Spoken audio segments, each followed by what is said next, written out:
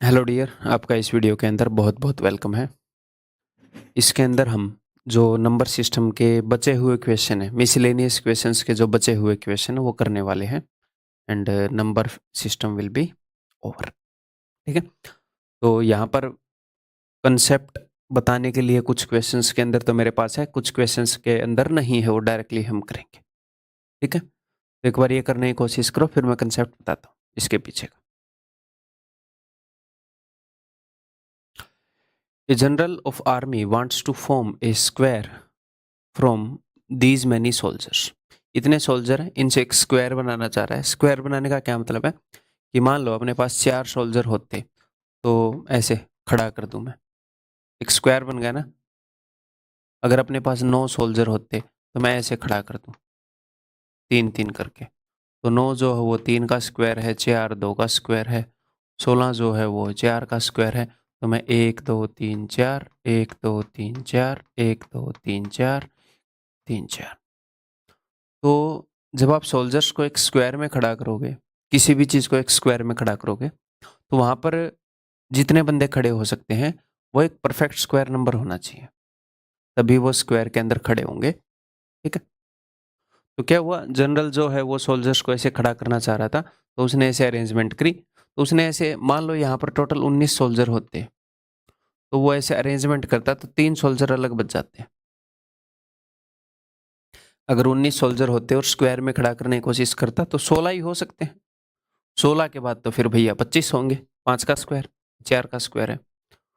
ऐसे ही उसने खड़ा करने की कोशिश करी, कुछ सोल्जर बच गए, तो अब ये बोल रहे हैं कि कितने सोल्जर बच गए। तो कुल मिलाकर वो ये पूछना चाह रहा है कि मान लो उसके पास कोई नंबर है, फॉर एग्जाम्पल 19, ये 19 के जस्ट पहले जो परफेक्ट स्क्वायर है उससे कितना बड़ा है, ये पूछना चाह रहा है।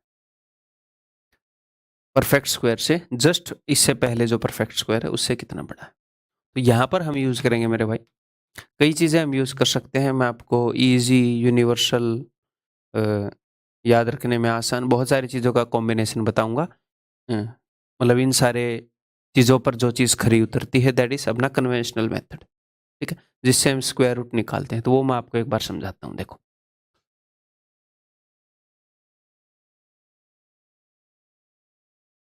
जो आपने हो सकता है स्कूल में भी सीखा हो।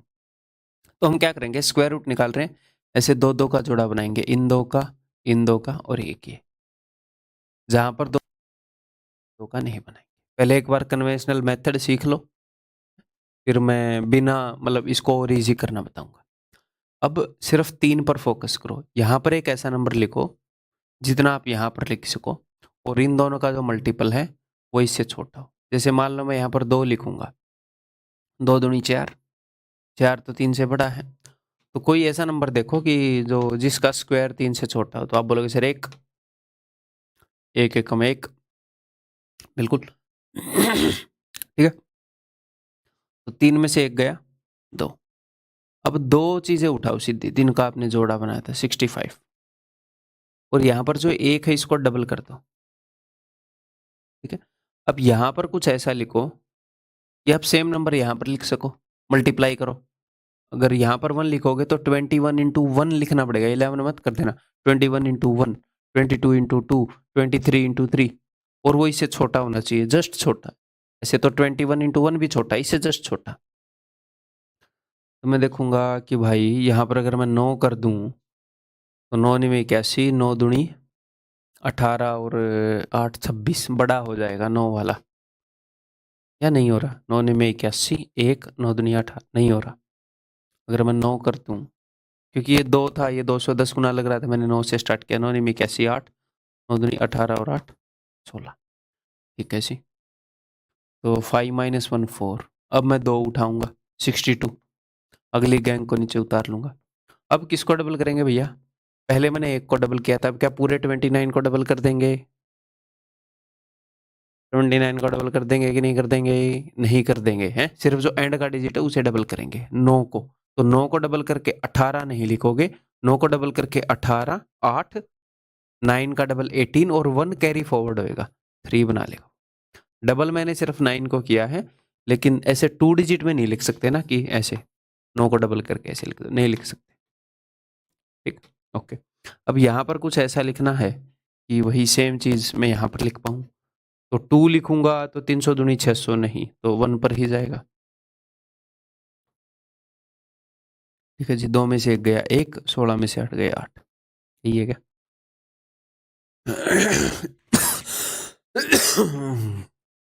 तो अब ध्यान से मेरी बात सुनो।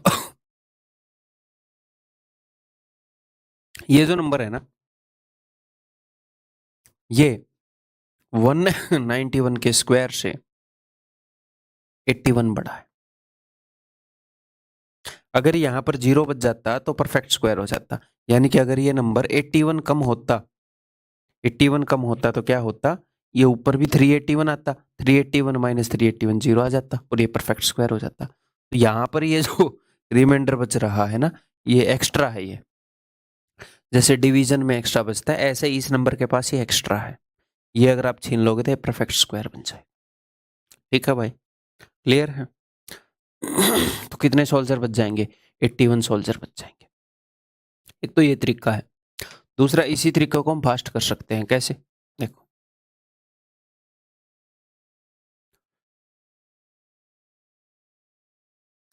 जैसे आपने 2 का जोड़ा बनाया, उसके बाद आगे आप 3 का जोड़ा बना लो। सर क्यों? 3 का जोड़ा तभी बनाना जब इसका स्क्वायर आपको याद हो, और आपको याद होएगा क्योंकि 4 डिजिट का स्क्वायर सबसे पहले 32 में आ जाता है। 30 तक के तो स्क्वायर याद करना मैंने बोल रखा है। 31 का 961 होता है, 32 का 1024 होता है। तो 3 का जोड़ा भी आप बना सकते हो, मतलब एंड में 3 डिजिट का। और आपको ये देखना है कि इससे जस्ट पहले किसका स्क्वायर है। 18 का स्क्वायर होता है 324, 19 का 361, तो 19 का है। तो यहाँ पर भी 19 लिखो, यहाँ पर भी 19 लिखो। 19 इंटू 19 कितना हो जाएगा? 361, 4। अब आप डायरेक्टली यहाँ पर पहुंच गए, 4 बचा था ना। हाँ, जो पिछले स्टेप में जो हम लिखते हैं उसको डबल करते हैं। 1 लिखा था तो 1 को डबल किया, पिछले स्टेप में 9 लिखा था 9 को डबल किया, तो यहाँ पर पूरे 19 को डबल करोगे। पिछले स्टेप में पूरे का पूरा 19 लिख दिया ना, पूरे 19 को डबल करोगे। ये जुगाड़ मैं निकालता रहता हूँ कन्वेंशनल चीज़ों से, इसको कैसे फास्ट करे, ये करे वो करे, हिट एंड ट्रायल करके फिर धीरे धीरे जनरलाइज करता रहता हूँ। ठीक है, तो ये समझ में आ गया। फिर हम 62 को उतारेंगे। तो अब मैं यहाँ पर क्या लिख सकता हूँ, जो मैं यहाँ पर लिख दूँ? आप बोलोगे सर 1 1 381 आ जाएगा जी 81। तो कुल मिलाकर ये नंबर है जो इसके पास 81 एक्स्ट्रा है। ठीक है, परफेक्ट स्क्वायर से 81 सोल्जर्स एक्स्ट्रा बच जाएंगे। क्लियर है? समझ में आ गई बात? ओके जी। अगर यहीं पर एग्जामिनर ये पूछ लेता, यहीं पर अब उसने ये पूछा है आपसे कि इस नंबर के पास कितना एक्स्ट्रा है एक परफेक्ट स्क्वायर से, वो ऐसे ही पूछ सकता है इस नंबर में से क्या घटाऊं कि ये परफेक्ट स्क्वायर बन जाए। 81 घटा दो जी, जो भी बचेगा परफेक्ट स्क्वायर बचेगा। वो ये भी पूछ सकता है इसमें क्या ऐड करूं कि परफेक्ट स्क्वायर बन जाए। जैसे ये नंबर जो है, ये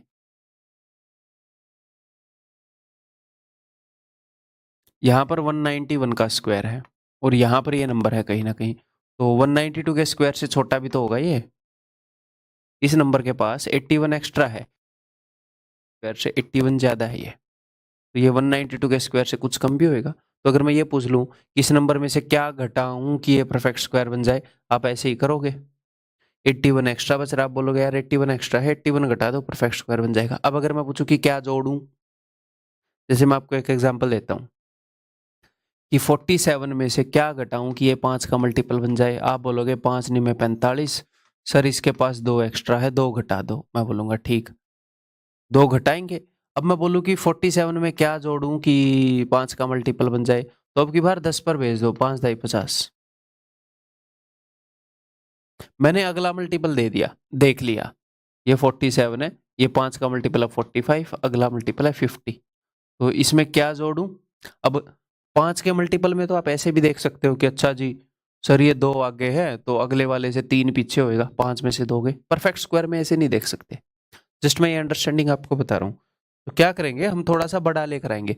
यहाँ पर मैं जस्ट छोटा लेकर आया था, यहाँ पर मैं थोड़ा सा बड़ा लेकर आया, तो जस्ट थोड़ा छोटा लेकर आते हैं तो हम उससे छोटे वाला परफेक्ट स्क्वायर देख रहे होते हैं। जस्ट छोटा में लेकर आया कि इससे जस्ट पहले किस चीज का परफेक्ट स्क्वायर है, थोड़ा सा बड़ा लेकर जाऊंगा तो अगला परफेक्ट स्क्वायर हम देख रहे होंगे। कैसे? इसी नंबर पर बताता हूँ या किसी और नंबर पर इसी पर बता देते हैं। 365 ताकि अंडरस्टैंडिंग बनी रहे। और 62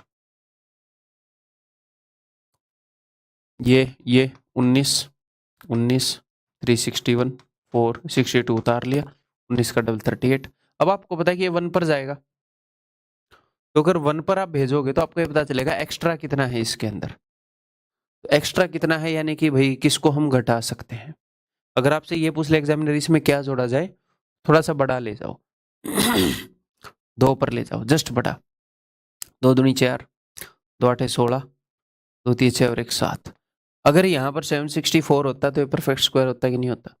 होता। तो यानी कि अब देखो मैं इसमें से उसको घटा रहा हूँ, 4 में से 2 गए 2, 6 में से 0 गई 0, 6 में 6 गई 0, 7 में अगर 302 और होता है इस नंबर के पास तो ये परफेक्ट स्क्वायर होता। तो यहाँ पर हो गया कि और कितना जोड़ूं, और कितना जोड़ दूं कि ये परफेक्ट स्क्वायर हो जाए। इससे जस्ट आगे 192 का स्क्वायर है जो इससे 302 आगे है।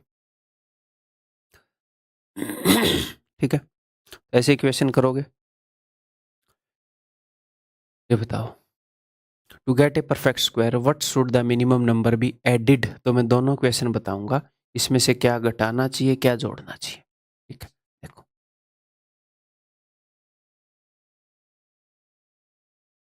कितना लिखूं, 8 8 जा 64, 9 9 जा 81। जी हाँ, 9 9 जा 81, 1 आ गया, 9 का डबल 18। अब देखना जरा, मैं 1 पर भेजूंगा तो ये 181 जाएगा तो बड़ा हो जाएगा। अगर मैं 0 पर भेजूं 180, 0 जा 0 है ना तो 112।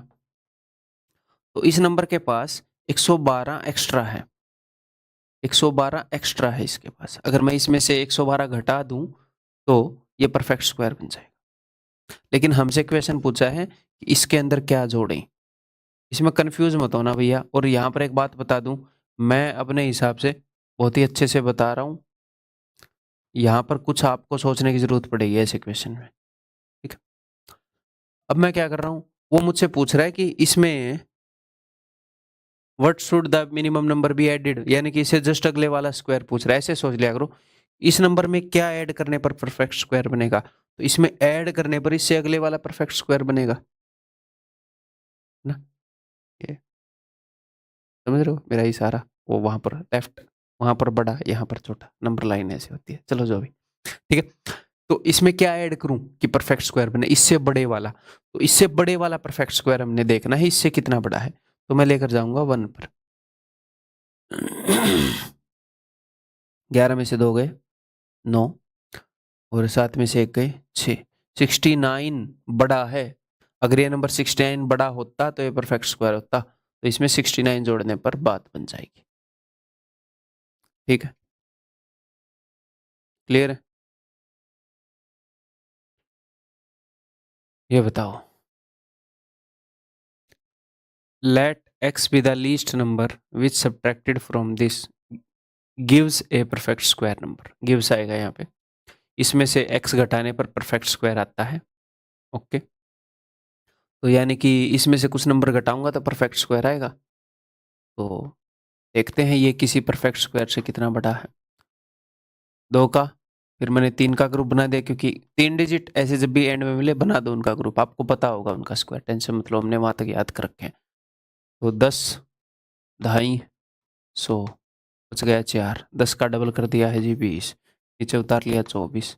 ठीक है, कितने पर भेजूं इसको 2 पर भेजूंगा, 3 पर भेजूंगा 600 हो जाएगा, 2 पर भेज देता हूं 404, आ गया है जी 20। तो इस नंबर के अंदर 20 एक्स्ट्रा है, अगर 20 हम घटा देंगे तो ये परफेक्ट स्क्वायर बन जाएगा। ठीक है, तो x की वैल्यू 20 आ गई। ये बोल रहे थे ना इसमें से x घटाने पर परफेक्ट स्क्वायर बन रहा है। ओके, अब इस x को किस नंबर से मल्टीप्लाई करें कि ये परफेक्ट स्क्वायर बन जाए, तो इसकी प्राइम फैक्टराइजेशन करेंगे। ये है 4 इंटू 5, यानी कि 2 का स्क्वायर इंटू 5। मैंने आपको क्या बताया था कि परफेक्ट स्क्वायर्स के अंदर जो प्राइम नंबर्स हैं उनकी पावर इवन होती है। तो 2 की पावर तो इवन है, कोई गड़बड़ नहीं है। 5 की पावर ओड है भैया, तो इसको अगर एक और 5 मिल जाए तो बात बन जाएगी। 5 भी 2 हो जाएंगे, 2 भी 2 हो जाएंगे, परफेक्ट स्क्वायर बन जाएगा। तो छोटे से छोटा नंबर जिससे इसको मल्टीप्लाई करें और ये परफेक्ट स्क्वायर बने, दैट इज दिस। ठीक है, आगे बढ़ जाऊं।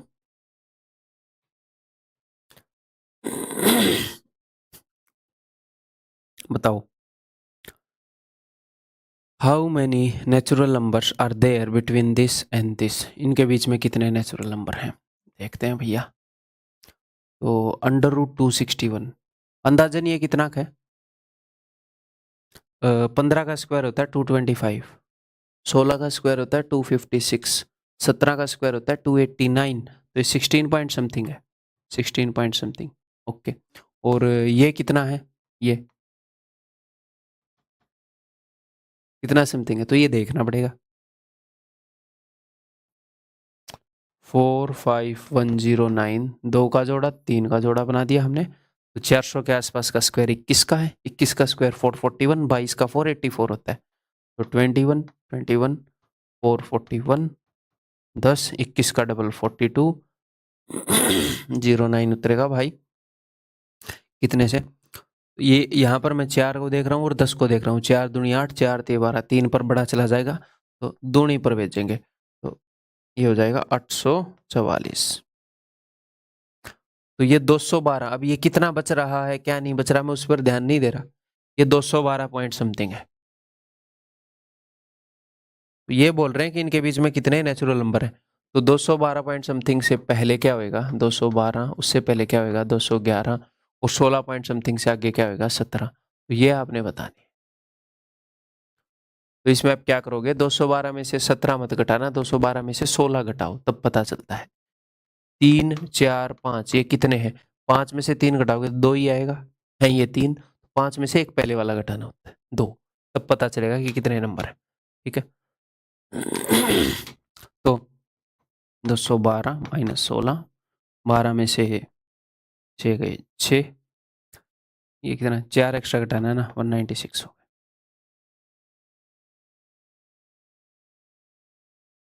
ठीक है, is it clear?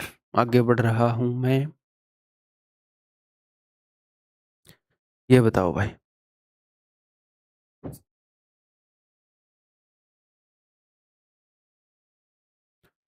A toy factory manufactured a batch of electronic toys. If the toys were packed in boxes of 115 each, 13 box would not be filled completely. अच्छा, अगर एक डिब्बे में 115 टॉयज डाल दें तो 13 डब्बे पूरे नहीं भरेंगे। समझ रहे हो आप? ऐसे डिब्बे हैं, एक डिब्बा हो गया, दूसरा डिब्बा हो गया, तीसरा डिब्बा हो गया, हर एक डिब्बे में 115 टॉय डाले हैं, 13 डिब्बे पूरे नहीं भर रहे। यानी कि जो नंबर ऑफ टॉयज है वो 115 इंटू 13 से कम है। अगर 13 डिब्बे पूरे भर जाते तो कितने टॉय होते? 115 इंटू 13, 113 पर 115 इंटू 13, और 13 डिब्बे तो पूरे भर नहीं रहे, 115 इंटू 13 से कम है, टॉयज इससे कम है। और ये क्या बोल रहा है कि अगर हर एक बक्से के अंदर अगर 65 टॉयज डालें, हर एक डिब्बे में 65 टॉयज, तो ठीक है भाई, इसने ऐसे पैक नहीं किया, ये जस्ट सोच रहा है। ठीक है, तो अगर हर एक बक्से में 65 टॉयज डालेंगे तो 22 such boxes would not be enough, 22 boxes enough नहीं होंगे, 22 बॉक्सेस में खिलौने आएंगे नहीं। यानी कि जो नंबर ऑफ टॉयज हैं 22 बॉक्सेस से भी और ज्यादा होंगे खिलौने, उनमें सारे खिलौने नहीं आएंगे। यानी कि नंबर ऑफ टॉयज 65 इंटू 22 से ज्यादा है। ठीक, क्लियर है? तो बस ये इतना कहना चाह रहा है कि जो हमारे नंबर ऑफ टॉयज है इससे ज्यादा है इससे कम है। तो देख लेते हैं किससे ज्यादा किससे कम है। अगर मैं इसको 2 दूंगा तो 130, 1430, तेरह पाँच और 13 और 11 143, और 6 149। नंबर ऑफ टॉयज इससे ज्यादा है इससे कम है।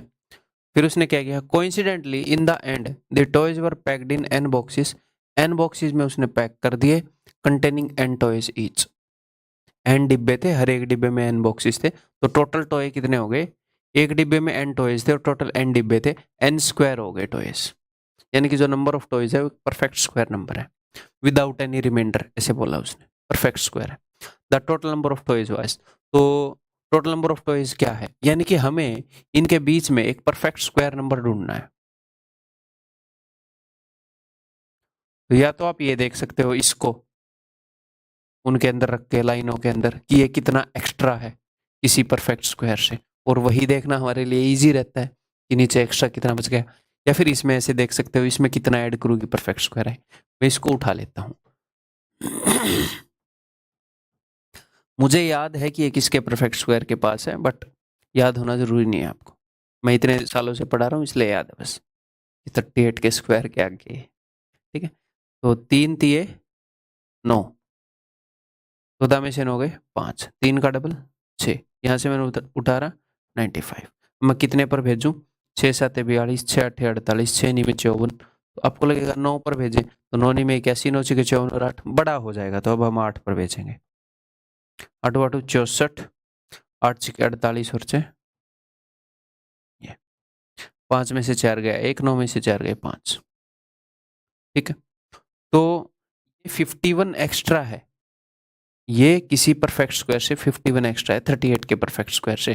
तो इसमें से अगर मैं 51 घटा दूंगा तो बात बन जाएगी। तो 5 में से 1 गए 4, 9 में से 5 गए 4 और 1 और 4, ये है G number of toys. This is the number of toys. अगर कोई ऐसा नंबर होता 1430 से छोटा होता, 1495 से बड़ा होता, तो उसको हम वैसे भी काट देते, ऐसे भी हम कर सकते हैं, ठीक है। क्लियर है, आगे बढ़ रहा हूं फिर मैं।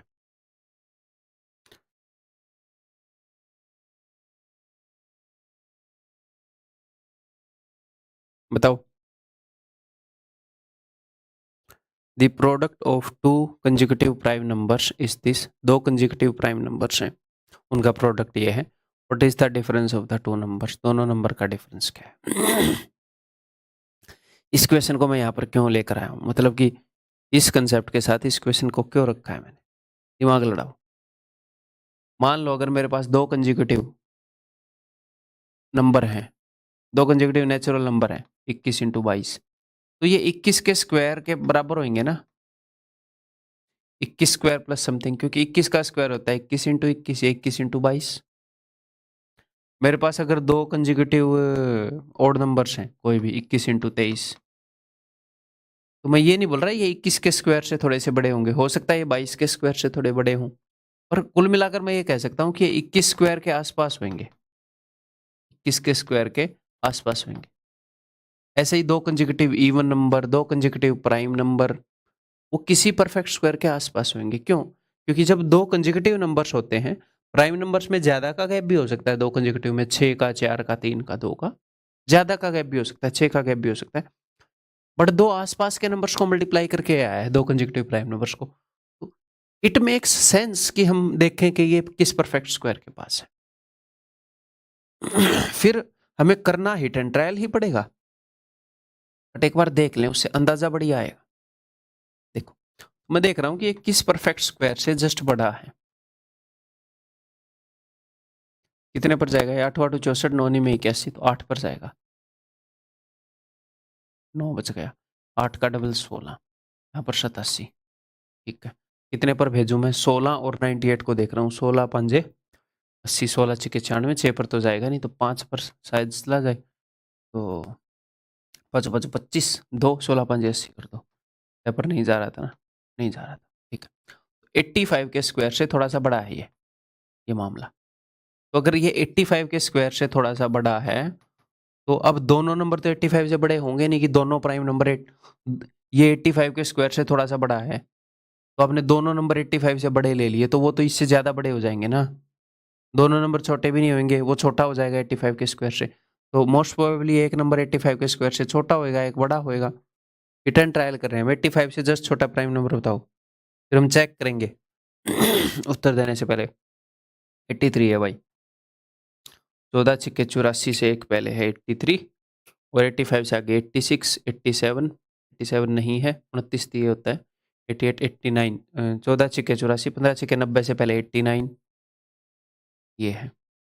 तो क्या वाकई में इनका प्रोडक्ट ये है? ये चेक करना पड़ेगा आपको, ठीक है।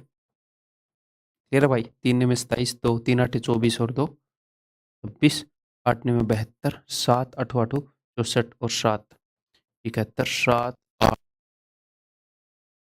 का गलती की है 7 3 8 7 जी हाँ। तो इनके बीच का गैप कितना है? जी, दिस इज द वे इसको आंसर करने का। मैं बहुत सारे फैंसी तरीके भी आपको बता सकता हूँ, बट ये तरीका हमेशा आपको सेल थ्रू करेगा। ये लॉजिकल वे है, और हमें लॉजिकल वे की जरूरत है क्योंकि एग्जाम में क्या सर यही क्वेश्चन आएगा, यही आएगा तो याद ही कर लो कि 6 है उत्तर। ये कंसेप्ट यूज होंगे, तो जब आपकी अंडरस्टैंडिंग बढ़ेगी तो नेचुरली आपको चीजें दिखेंगी। ये टेंशन मत लेना हमें ये चीजें नहीं दिखेंगी, दिखेंगी। जो मैं बोल रहा हूँ वो करते रहो। नेक्स्ट ये देखो, एक बार ये करने की कोशिश करो, फिर मैं आपको धीरे धीरे कुछ चीजें बताऊंगा। I will tell you some चीजें।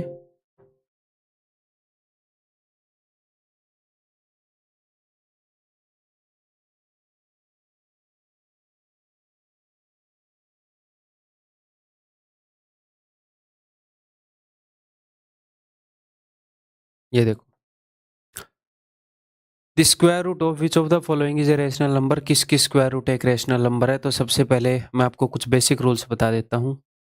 कि नंबर 1 कि जो परफेक्ट स्क्वायर्स होते हैं फिर उनके बेस पर हम एलिमिनेट किया करेंगे चीज़ों को। एक एक करके बताऊंगा, सारे इकट्ठे नहीं बताऊंगा। नंबर 1 कि जो परफेक्ट स्क्वायर है उसके न्यूमरेटर, या फिर मैं सीधा पहले वो बताता हूँ, छोड़ो सीधा इफेक्टिव बताता हूँ। उसके एंड में will always and with even number of zeros. इससे मेरा क्या मतलब है? इससे मेरा मतलब है सपोज आपने 10 का स्क्वायर किया, 10 में एक जीरो है तो इसके स्क्वायर में 2 जीरो हो गई। आपने किसी भी नंबर का स्क्वायर किया, 350 का स्क्वायर किया, इसमें एक जीरो है तो इसके स्क्वायर के एंड में 2 जीरो होंगी। अगर आपने किसी नंबर का स्क्वायर किया जिसके एंड में 2 जीरो हैं तो उसके एंड में 4 जीरो हो जाएंगी स्क्वायर के एंड में। तो स्क्वायर के एंड में अगर जो नंबर परफेक्ट स्क्वायर है, ये सारे नंबर परफेक्ट स्क्वायर है, उनके एंड में इवन नंबर ऑफ जीरोज होंगी। क्यों? क्योंकि यहां पर अगर एक जीरो थी तो 2 हो जाएंगी, 2 थी तो 4 हो जाएंगी, 3 थी तो 6 हो जाएंगी, 8 थी तो 16 हो जाएंगी। इवन नंबर ऐसा नहीं हो सकता कि किसी परफेक्ट स्क्वायर के एंड में 5 जीरो है। क्यों? क्या उसकी स्क्वायर रूट में 2.5 जीरो है क्या? नहीं, ऐसा तो नहीं हो सकता कि किसी नंबर के अंदर ऐसे आधी जीरो है। ये लो भाई, स्क्वायर कर दिया तो ये लो, यहां पर एक जीरो बन गई। डजंट मेक सेंस, ठीक है। तो परफेक्ट स्क्वायर के एंड में भैया इवन नंबर ऑफ जीरोज होंगी। ओके। और will always and with even number of zeros, will always have decimal after even number of digits। उसका जो डेसिमल लगेगा वो हमेशा इवन नंबर ऑफ डिजिट्स के बाद ही लगेगा। क्यों सर? किसी परफेक्ट स्क्वायर का देखो कि 1.2 का अगर मैं स्क्वायर करूंगा तो जो डेसिमल है वो 2 के बाद लगेगा ना। हाँ, अब कोई बंदा ये बोल सकता है कि मैंने एक जीरो लगा दी अब तो ये 3 के बाद है। नहीं, ये एक नॉन सिग्निफिकेंट डिजिट है। नॉन सिग्निफिकेंट यानी कि इसका कोई महत्व नहीं है, महत्वपूर्ण अंक नहीं है। तो ऐसे डिजिट को काट कर ये रूल लगाना। नहीं तो आप तो ऐसे करते रहोगे कि ऐसे कुछ भी करते रहोगे, ऐसे फालतू की बकवास है ना। फिर मुझे मिलोगे कहीं, पता चलेगा पीटूंगा मैं। तो ये वाला मैं नहीं बोल रहा कि ये वाला नॉन सिग्निफिकेंट है, इतना आप समझ गए हैं। इसके बाद जो एक्स्ट्रा जीरो लगे उनको काट के ये रूल लगाना। तो किसी भी नंबर में अगर एक के बाद डेसिमल है उसका स्क्वायर करोगे तो 2 के बाद हो जाएगा, 2 के बाद डेसिमल है स्क्वायर करोगे तो 4 के बाद हो जाएगा, 3 के बाद डेसिमल है स्क्वायर करोगे तो 6 के बाद हो जाएगा। तो जो परफेक्ट स्क्वायर्स हैं उनमें डेसिमल हमेशा इवन नंबर ऑफ डिजिट के बाद ही होगा। क्लियर है? तो एक तो ये रूल हो गया कि decimal even number of digit के बाद होगा और जीरो जो हैं वो भी इवन होंगे। अगर मैं आपको एक बहुत बड़ा सा नंबर दे दूं और एक जीरो लगा दूं, ठीक है। अब गारंटी ले सकते हो कि परफेक्ट स्क्वायर नहीं हो, या इवन नंबर ऑफ जीरोज होनी थी, या फिर यहां पर ऐसे इस जीरो को ऐसे एक पॉइंट लगा दूं, तो ये गारंटी ले सकते हो कि परफेक्ट स्क्वायर नहीं है। क्यों सर, यहां तो दो के बाद पॉइंट बताया तो था कि एंड में एक्स्ट्रा जीरोज नहीं लगानी फालतू की, इनको हटाना है फिर देखना है। एक के बाद ही डेसिमल है, इवन नंबर के बाद होना चाहिए था, ठीक है जी। ये रूल बिल्कुल बेसिक था, कॉमन सेंस था। अब सेकंड रूल, सेकंड रूल है भैया कि लास्ट टू डिजिट्स जो होंगे वो इक्वल होंगे last two digits of squares up to 25। आपको 25 तक के स्क्वायर याद है? आप बोलोगे जी हाँ सर याद है, 30 तक के बोले हैं मैंने, ठीक है, 30 तक याद करने हैं आपने, ठीक है। तो दुनिया में जो भी स्क्वायर है उसके एंड के दो डिजिट जो होंगे, चलो दूसरे वे से बताता हूं कि 1 से लेकर 25 तक के जो स्क्वायर्स हैं, 1 से लेकर 25 तक के जो नंबर हैं, उनके जब आप स्क्वायर करते हो, कोई भी मान लो, उनके एंड में जो दो डिजिट आते हैं वही रिपीट होते रहते हैं भैया, वही रिपीट होते रहते हैं। उसके बाद एंड में दो डिजिट इसके अलावा और नहीं आ सकते। जो 1 से 25 तक आ चुके हैं, जो दो डिजिट वही आ सकते हैं, ठीक है। उसके अलावा और कोई टू डिजिट नहीं आ सकते किसी परफेक्ट स्क्वायर में। कहने का क्या मतलब है? कहने का यह मतलब है कि मान लो एक नंबर है 756831242।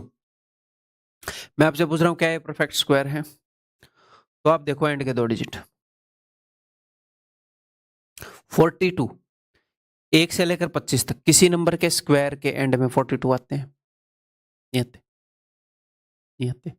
तो ये परफेक्ट स्क्वायर नहीं हो सकता। अच्छा सर, अगर यहीं पर ये नंबर ऐसे होता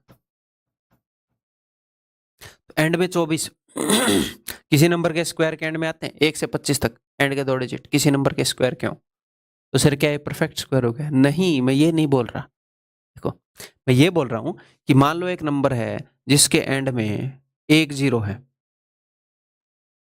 क्या ये परफेक्ट स्क्वायर हो सकता है? नहीं हो सकता। कोई नंबर है जिसके एंड में जीरो है, ये परफेक्ट स्क्वायर हो सकता है। मैं इसका मतलब ये नहीं है कि ये परफेक्ट स्क्वायर है, दो जीरो होते ही नहीं। मैं ये बोल रहा हूं इसके तो चांसेस ही नहीं है, इसके तो चांसेस ही नहीं है। ये है कहानी कि कोई आदमी है, क्या वो ऐसे उड़ सकता है?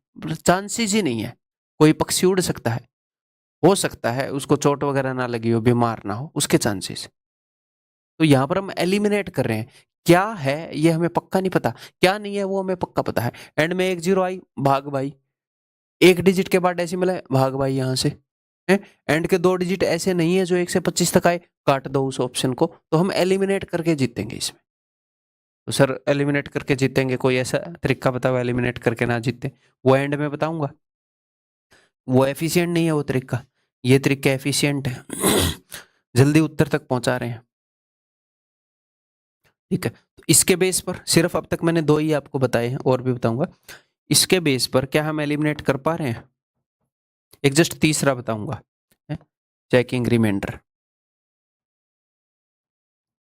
और चौथा बताऊंगा बेसिक। एक भी क्वेश्चन नहीं है जो बच जाएगा, इन तीन से बच जाएगा। क्वेश्चंस की हिम्मत नहीं है, ठीक है। और ये कहीं पर आपको मिलेगा नहीं, ये भी मेरी गारंटी है, जब तक कोई मेरा कोर्स लेकर पढ़कर ही ना पढ़ाने लग जाए। बतेरी चीजें हैं जो मैंने खुद बनाई है, ठीक है। देखो, the square root of which of the following is a rational number. ये बोल रहा है किस नंबर की स्क्वायर रूट एक रैशनल नंबर है। तो सबसे पहले तो क्वेश्चन समझा दूं मैं आपको। मान लो मेरे पास एक नंबर है 36, इसकी स्क्वायर रूट करोगे तो आ गया 6, ये एक रैशनल नंबर है। मान लो मेरे पास एक नंबर है 0.36, इसका स्क्वायर रूट मैंने किया तो आ गया 0.6, ये एक रैशनल नंबर है। जब भी स्क्वायर रूट सोल्व हो जाएगी तो यानी कि रैशनल नंबर है। मेरे पास एक नंबर है 35, ये सोल्व ही नहीं होएगा, तो ये एक इरेशनल नंबर है। जब नंबर सोल्व ना हो पाए और उसके ऊपर रूट बच जाए तो वो क्या होता है, इरेशनल, अपरिमेय संख्या। तो ये बोल रहा है कौन सी, किसका वर्गमूल, किसकी स्क्वायर रूट रैशनल है, यानी कि इनमें से किसका स्क्वायर रूट करने पर वो सोल्व हो जाएगा, यही ये पूछ रहा है। तो यानी कि वो कब सोल्व होगा, जब ये परफेक्ट स्क्वायर होंगे। और परफेक्ट स्क्वायर्स की क्या मैंने प्रॉपर्टीज आपको बताई है, मैंने ये प्रॉपर्टीज बताई है। इनके बेस पर काट सकते हैं क्या, अभी तक तो बेसिक वाली बताई है। एक तो ये काट दो यार, एक के बाद डेसिमल है, इवन नंबर के बाद होना चाहिए, इवन डिजिट के बाद, ये भी काट दो, ठीक है सर। बाकी डेसिमल वाला तो क्लियर हो गया मामला, ठीक है। अब हम देखेंगे कि लास्ट के 2 डिजिट 36 है, 6 के स्क्वायर में आते हैं, हो सकता है ये परफेक्ट स्क्वायर हो, इस बेस पर तो काट नहीं सकते। ये नहीं है कि ये है ही, हो सकता है हो। 88 किसी नंबर के स्क्वायर के एंड में 88 आता है, 1 से लेकर 25 तक। सोचो, 1 2 3 4 5 6 7 8 9 10 11 12 13, तो मैं बोल रहा हूँ सोच रहे होगे नहीं, 14 196 ऐसे दिमाग में नहीं आ रहा था, यानी कि याद नहीं है अच्छे से। 15 16 क्या सर हम ऐसे चेक करेंगे, नहीं वो अपने आप दिमाग में आ जाएगा, मैं वैसे ही कर रहा हूँ। 17 18 19 20 21 22 22 के एंड में 84 है, 23 29 24 76, नहीं है, नहीं हो सकता है परफेक्ट स्क्वायर, हिम्मत ही नहीं है इसकी। This is the answer, real question आया हुआ एग्जाम में, ठीक है। ठीक है, क्लियर है, ओके जी, आगे बढ़ते हैं फिर, इसको करने की कोशिश करो। The square root of which of the following is a rational number, किसकी स्क्वायर रूट रैशनल नंबर है, तो भैया एक के बाद पॉइंट है, इसको तो सीधा भगा दो, ठीक है। अब 2 के बाद पॉइंट है, इवन नंबर के बाद डेसिमल है, तो अब मैं लास्ट के 2 डिजिट चेक करूंगा, क्या लास्ट में 82 आता है, किसी के स्क्वायर में नहीं आता भैया, 1 से लेकर 25 तक। क्या 96 आता है, आता है, 14 के स्क्वायर में आता है 96, क्या 14 आता है, नहीं आता किसी भी नंबर के स्क्वायर में, तो सिर्फ एक ही उत्तर पॉसिबल है यहाँ पर, ठीक है, क्लियर है। आगे बढ़ो, the square root of which of the following is a rational number, किसके स्क्वायर रूट रैशनल नंबर है, तो सब में जो डेसिमल है वो 2 के पॉइंट के बाद है, ठीक है जी। एंड में 49 आता है किसी के परफेक्ट स्क्वायर में, 7 के में 28 आता है, किसी के में 28 नहीं आता, काट दिया हमने। 24 आता है, 24 आता है 18 के में, 324 18 का स्क्वायर होता है। अब तो हम एलिमिनेट ही नहीं कर पाए। अब नेक्स्ट चीज काम आएगी, क्या चीज काम आएगी, देखो, चेकिंग रिमाइंडर।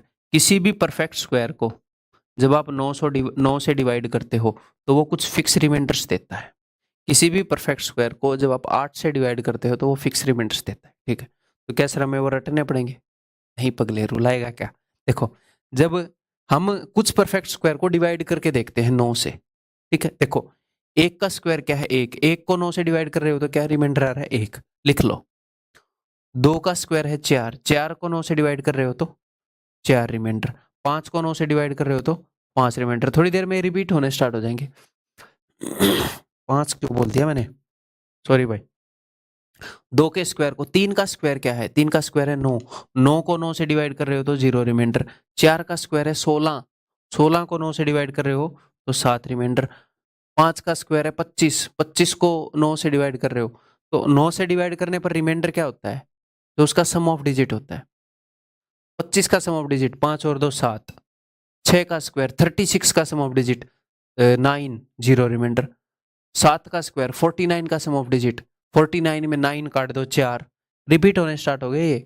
इसके अलावा और कुछ रिमाइंडर दे ही नहीं सकता कोई परफेक्ट स्क्वायर 9 से डिवाइड करने पर। तो आपको ये रटने नहीं है ना, मैंने रट रखे हैं, मैं 1 से लेकर 5 तक के स्क्वायर्स को 9 से डिवाइड करके देख लेता हूँ, ठीक है। अगर इस पे भी कोई फेल हो जाए कोई क्वेश्चन, ऐसे नहीं होगा, ऐसे क्वेश्चन वो प्लान करके देता ही नहीं एग्जामिनर, हो जाए तो मैं परफेक्ट स्क्वायर्स को 8 से डिवाइड करके देख लूंगा, 1 से 5 तक के को।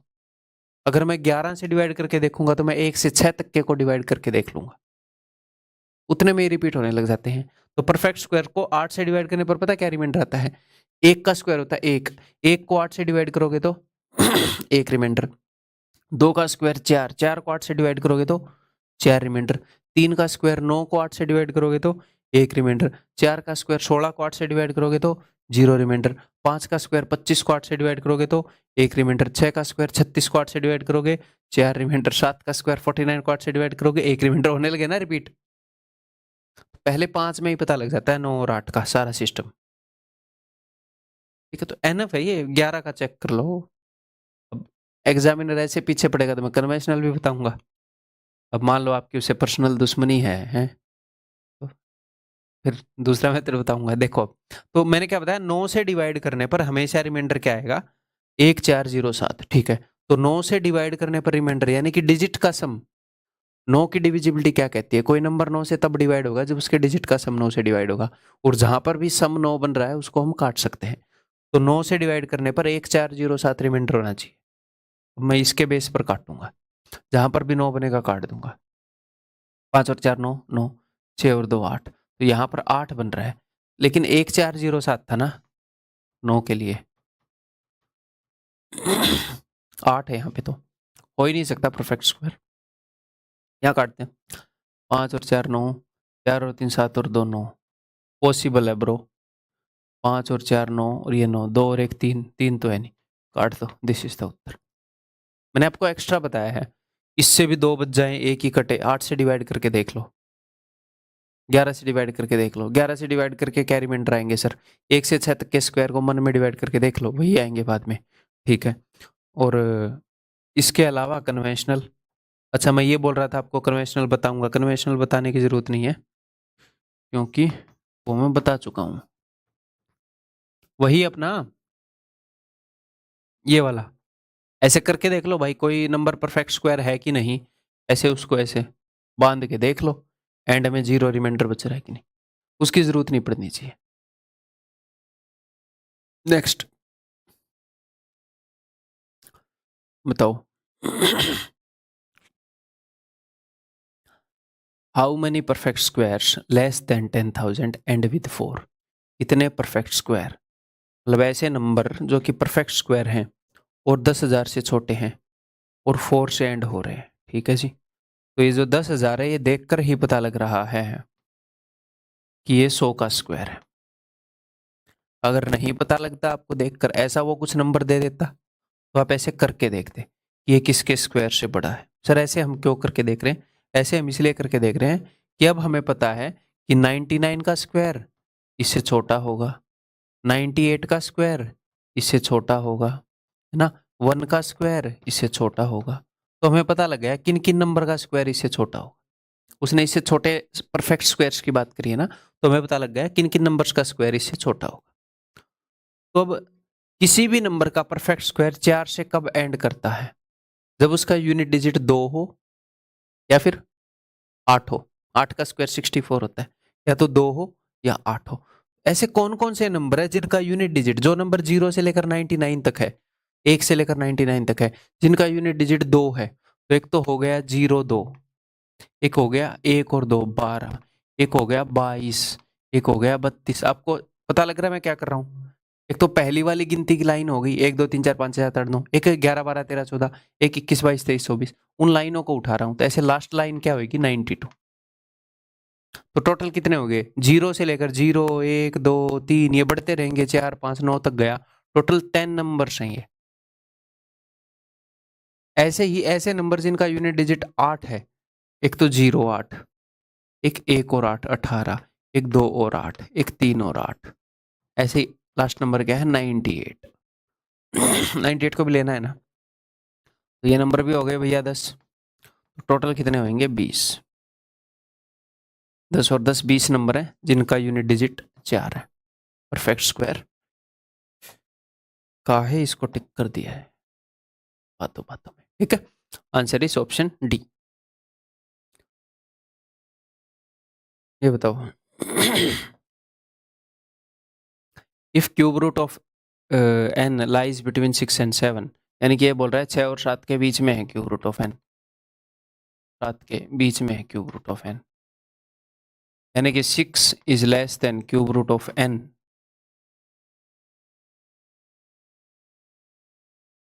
Cube root of n is less than 7। Cube कर दूं हर जगह? तो जो चीज़ छोटी है वो छोटी रहेगी, बड़ी है वो बड़ी रहेगी। 6 का cube 216 is less then n is less then 343, यानी कि n एक ऐसा नंबर है जो 216 से बड़ा है, 343 से छोटा है। तो n की पॉसिबल वैल्यूज क्या हैं? n की पॉसिबल वैल्यूज हैं भैया 217 से स्टार्ट होंगी, फिर 218, फिर 219 एंड सो ऑन। 343 से छोटा है ये 342 तक। ये n की पॉसिबल वैल्यूज हैं ये सारी। कितनी वैल्यूज हैं? 342 में से 217 मत घटाना, 216 घटाना, तब पता चलेंगी। 342 माइनस 216, 12 में से 6 गए 6, यूनिट डिजिट 6 आएगा ऑप्शन। ठीक है, क्लियर है? आगे बढ़ रहा हूँ। एक ये छोटी सी चीज़ है भाई जो मैं आपको बताना चाह रहा हूँ, बार बार एग्जामिनर यूज करता है। बार बार एग्जामिनर ये करता है कि कुछ नंबर्स के रेसिप्रोकल की सम की बात करता है कई बार। मान लो हमारे पास दो नंबर हैं ए और बी और उनका सम ऑफ रेसिप्रोकल पूछ रहा है। कई बार इसका जिक्र करता हो क्वेश्चन में, डायरेक्टली नहीं पूछता। यह है, अगर दो नंबर ए और बी हैं तो उनका सम ऑफ रेसिप्रोकल है ये। देखो ऐसे बी क्रॉस मल्टीप्लाई करोगे, ऊपर आएगा ए प्लस बी, नीचे आएगा ए इंटू बी। तो दो नंबर्स के रेसिप्रोकल का सम, नंबर्स का सम ऊपर बटे में नीचे प्रोडक्ट। क्या सर हम ये याद रखेंगे? याद रखने की जरूरत नहीं है भाई, तुरंत एग्जाम में करके भी देख सकते हो कि नंबर मन में ए और बी मानो 1/a प्लस 1/b करके देखो कि अच्छा ऊपर सम नीचे प्रोडक्ट, रेसिप्रोकल का सम ये। ठीक है, तो उसने क्या बताया है? सम ऑफ टू नंबर्स इज 40 और उनका प्रोडक्ट क्या है? प्रोडक्ट है 375। तो यही उनके रेसिप्रोकल का सम होगा। यानी कि आपको ऐसे लिखने की जरूरत नहीं है a plus b is equal to 375, a b is equal to a plus b is equal to 40, a b is equal to 375 और निकाल लें ए और बी की वैल्यू निकाल लें। ऐसे करने की जरूरत नहीं है बिल्कुल भी। सम ऑफ रेसिप्रोकल्स को याद रखना, सम ऑफ रेसिप्रोकल्स, क्योंकि बार बार यूज करता है।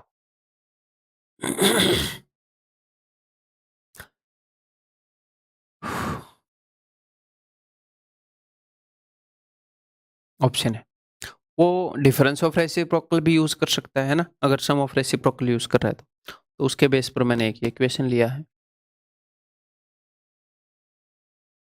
हेलो, तो भाई माइक जो है उसकी बैटरी में भी डाउन हो, मैं एक बार माइक चेंज कर लूँ, बाद में दिक्कत आएगी। रुको एक बार।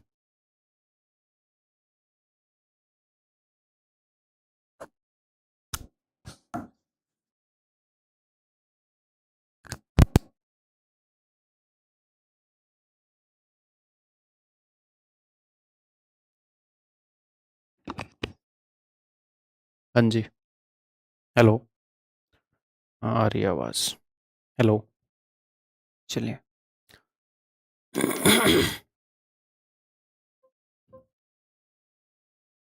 लो शुक्र है मैंने देख ली, नहीं तो मैं बोलता रहता, कुछ रिकॉर्ड नहीं होता, मैं फिर से रिकॉर्ड करता बाद में।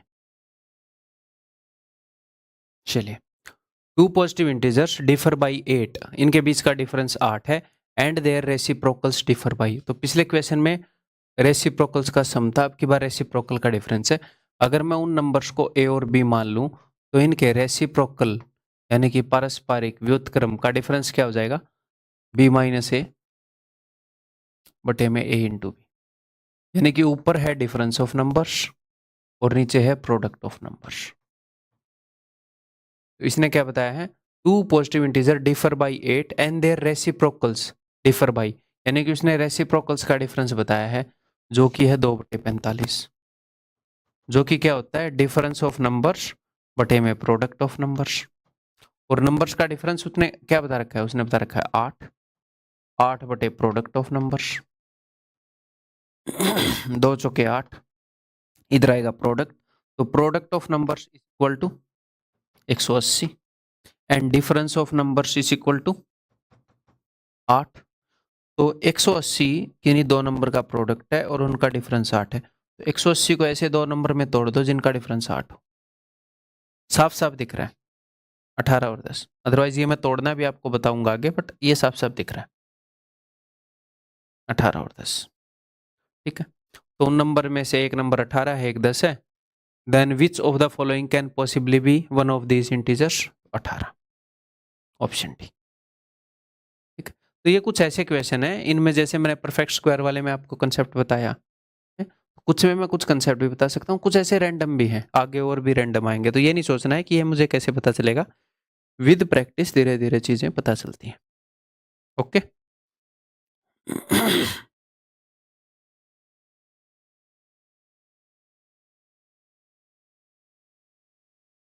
The average of the largest and smallest three-digit number formed by 0, 2 and 4 would be 0, 2 और 4 से जो लार्जेस्ट और स्मॉलेस्ट नंबर बनते हैं। मान लो मैं आपको नंबर दूं 1, 5, 2, 8, इनसे बड़े से बड़ा नंबर बनाओ।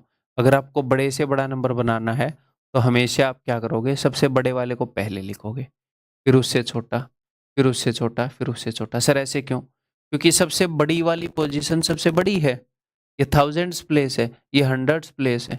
यहाँ पर अगर 5 को लिखते तो सिर्फ 5000 होता, 8 को लिख दिया तो 8000 हो जाएगा। ऐसे ही अगर स्मॉलेस्ट नंबर बनाना है सबसे छोटा, तो सबसे पहले सबसे छोटा लिखेंगे। क्यों? क्योंकि जो सबसे बड़ी पोजीशन है वो हम सबसे छोटे को देना चाहते हैं, ताकि कम से कम बन पाए नंबर। तो इसका उल्टा बना देंगे। हाँ, जीरो के केस में एक चीज है, जीरो के केस में अगर आपको लार्जेस्ट बनाना है यहाँ पर,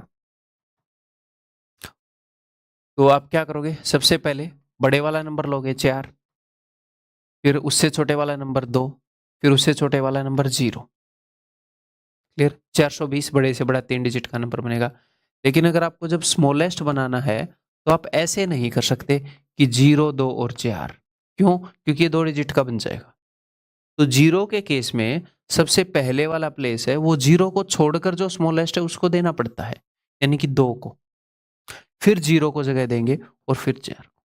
यानी कि यहीं पर अगर मुझे 0, 1, 5, 2, 8, इससे अगर मुझे स्मॉलेस्ट बनाना होता तो मैं कैसे बनाता? तो भैया मैं सबसे छोटा प्लेस 1 को देता। अगर मुझे स्मॉलेस्ट नंबर बनाना होता है 1, 2, 3, 4, 5, 5 डिजिट का बोल रहा हूं मैं। अगर 4 डिजिट का बनाना है तो फिर 1025, फिर मैं 8 को इन्वॉल्व ही नहीं करूंगा। तो सबसे पहले मैंने 1 को दिया, फिर 0 को दिया, फिर मैंने 2 को जगह दी, फिर 5 को, फिर 8 को। ठीक, क्लियर है? तो लार्जेस्ट 3 डिजिट का नंबर जो है वो ये बन सकता है, स्मॉलेस्ट 3 डिजिट का नंबर ये बन सकता है। इनकी एवरेज पूछ रहा है क्या वो? ठीक है, तो इनको जोड़ के हाफ कर देते हैं भैया। तो एवरेज देखो, 4 और 2 6, 624 का हाफ, यानी कि 312 ऑप्शन है। ठीक है, आगे बढ़ो। ये कंसेप्ट पहले ही बता चुका हूं मैं, तब शायद डिविजिबिलिटी करवा रहा था तब, तो आपको आ जाना चाहिए अभी। How many digits in all are required to write numbers from 1 to 50? ये बोल रहा है 1 से लेकर 50 तक जब हम गिनती लिखते हैं ऐसे, तो कितने डिजिट लिखने की ज़रूरत पड़ती है। देखो भाई, 1 से 50 तक जब आप गिनती लिखोगे तो स्टार्टिंग में तो कुछ ऐसे डिजिट हैं जो सिंगल डिजिट के हैं, ऐसे नंबर हैं जो सिंगल डिजिट के हैं। तो यहाँ पर तो 9 ही डिजिट हैं, 9 नंबर हैं और हर एक नंबर एक सिंगल डिजिट का है।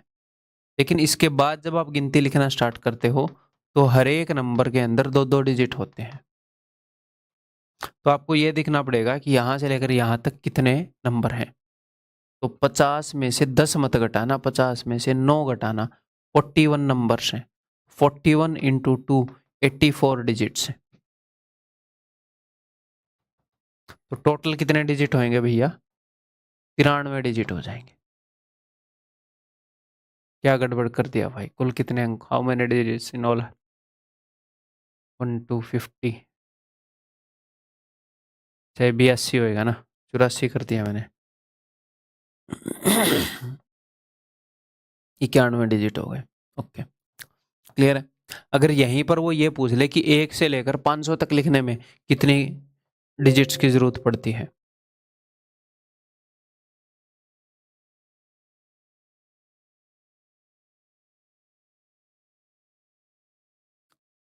तो 1 से 500, 1 to 500 कितने डिजिट्स की जरूरत पड़ती है? 1 से लेकर 9 तक टोटल 9 डिजिट हो जाएंगे। ऐसे लिखने की जरूरत नहीं है गिनती। 10 से लेकर 99 तक, 10 to 99 कितने नंबर हैं टोटल? हमेशा आप क्या करोगे, 99 माइनस 9 तो 90, 90 इंटू 2 180 डिजिट्स, और फिर 1012 500, टोटल कितने डिजिट होंगे? तो 500 में से आप घटा, सॉरी गाइस, 101 नहीं 100, 500 माइनस 99 करेंगे तो 500 माइनस 99 विल बी 401, 401 नंबर है इंटू 3, यानी कि 1203 डिजिट्स। इन सबको हम जोड़ देंगे।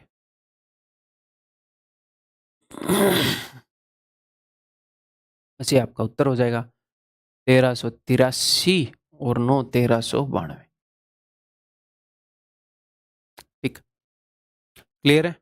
तो क्या ये रटने की जरूरत है 1 से 100 तक कितने हैं, 1 से 50 तक कितने हैं? कोई जरूरत नहीं है भाई, कोई जरूरत नहीं है। बहुत सारी काम की चीजें जो हमें याद रखनी है, जो टिप्स पर होनी चाहिए, तो कूड़े कचरे को डालेंगे तो उनकी एफिशिएंसी कम हो जाएगी। ठीक है, next. If the sum of 10 different positive integers is 100, 10 different positive integers हैं, उनका sum 100 है, then what is the greatest possible number among these 10 numbers? तो greatest possible number क्या है? 10 अलग अलग इंटीजर है।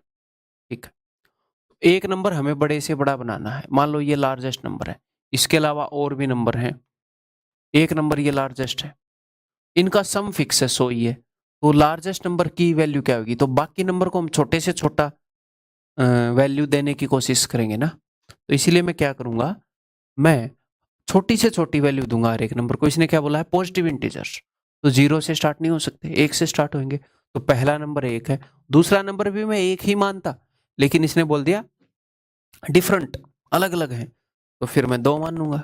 अगर ये सिर्फ बोलता पॉजिटिव इंटीजर्स तो मैं 1 ही मानता। तो पहले 9 को मैंने इतना मान लिया, तो ये टोटल 45 बन रहे हैं, 1 से लेकर 9 तक का sum, n into n plus 1/2, 9 into 10/2, 45। तो जो 10वां बचेगा वो क्या होगा, वो होगा 100 माइनस 45, यानी कि 55, बड़े से बड़ा, क्योंकि बाकी सबको मैंने छोटे से छोटी वैल्यू दे दी। अगर यहीं पर वो ये बोलता, वो डिफरेंट नहीं बोलता, वो सिंपली ऐसे बोलता the sum of 10 positive integers is 100, then what is the greatest possible number among this. तो कि भाई ये डिफरेंट होना इनका जरूरी नहीं है, तो मैं सबको एक एक एक एक एक देता, 9 को तो 9 ही बनता, 100 माइनस 9 फिर वो 91 हो जाता। ठीक है।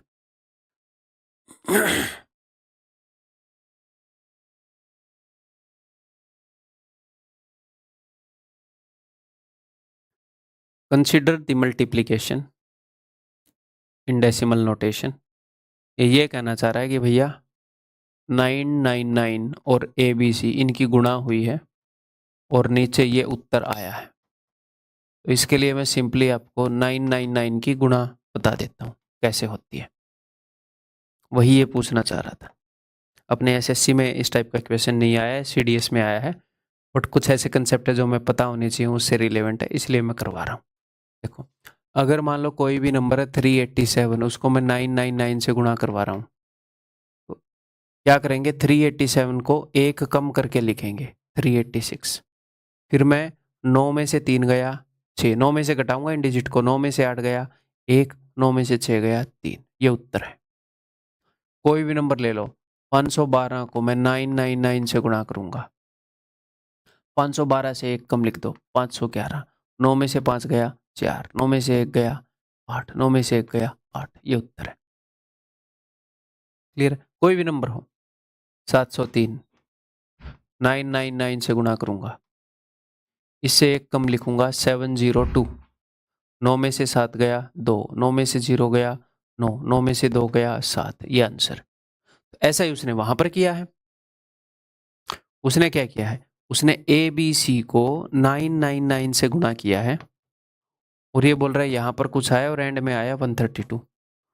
तो यहां पर क्या होगा, यहां पर जो लिखा होता है ये और ये, इनमें क्या रिलेशन होता है कि इनका सम 9 होता है, इसको मैंने 9 में से घटा के लिखा है ना, 9 में से 3 घटाऊंगा तो 6 आएगा, 9 में से 6 घटाऊंगा तो 3 आएगा, 9 में से 8 घटाऊंगा तो 1 आएगा, 9 में से 1 घटाऊंगा तो 8 आएगा।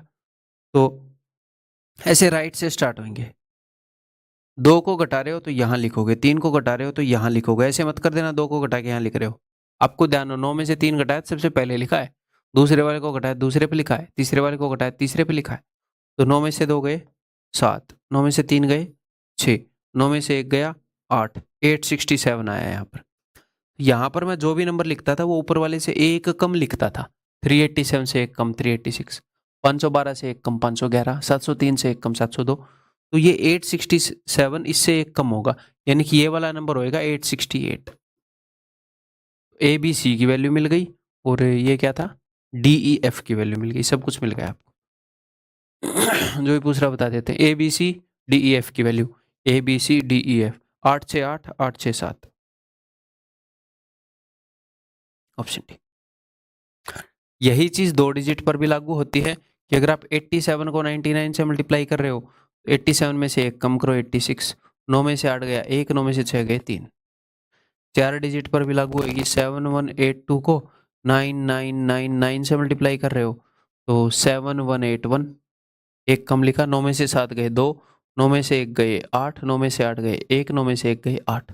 अगर नंबर ऑफ 9 और नंबर ऑफ डिजिट की संख्या अलग अलग हो तो वो अलग कहानी है, बताई जा सकती है, उतनी रिलेवेंट भी नहीं है यार, मतलब कि अलग कहानी है। उतनी रिलेवेंट क्या एग्जाम में तो यूजफुल नहीं होगी, वो नहीं भी पता चलेगा तो अभी कोई दिक्कत नहीं होगी आपको, ठीक है।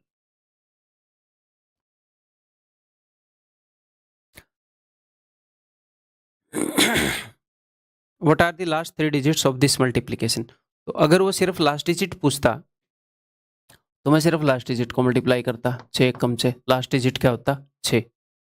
इसने लास्ट 3 डिजिट पूछे हैं और इसने लास्ट डिजिट ही अलग बताया है, दिमाग तो खराब है बंदे का। एग्जामिनर ने एक क्वेश्चन पूछा, मतलब ये क्या, कम से कम थोड़ी शर्म होती तो 346 356 326 तो कर लेता वो, बट चलो हम तो क्वेश्चन सोल्व करेंगे। तो लास्ट डिजिट पूछा होता तो हम सिर्फ लास्ट डिजिट को मल्टीप्लाई करके बता देते। यहाँ पर तो अगर ये क्वेश्चन एग्जाम में आएगा तो 6 कम 6 मार्क करके आगे बढ़ जाएंगे हम, जस्ट कंसेप्ट में बता रहा हूँ कैसे करेंगे।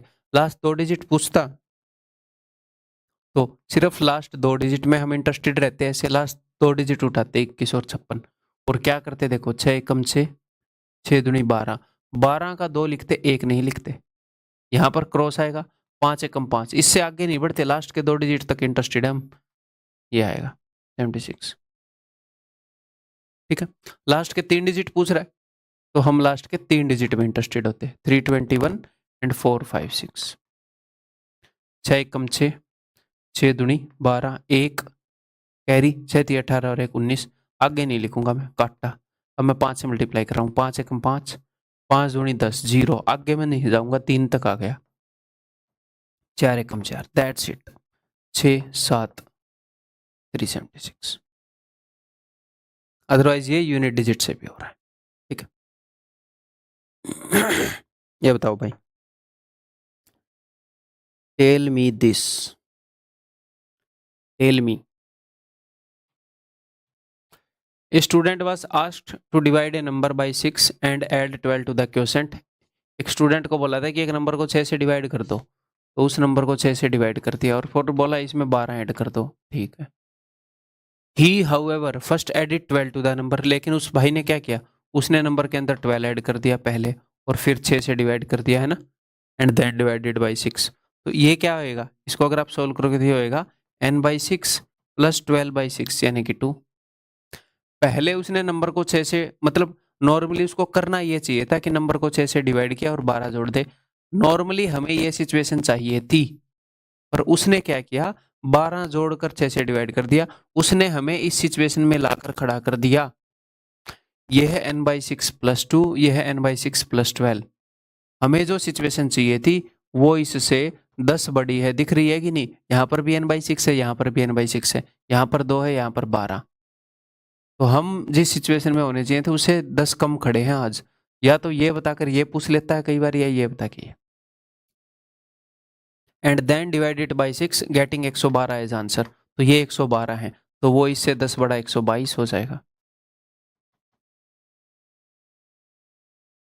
Correct answer. ठीक, तो इसके लिए हमें n वगैरह की वैल्यू निकालने की जरूरत नहीं है। ठीक, आगे बढ़ूं।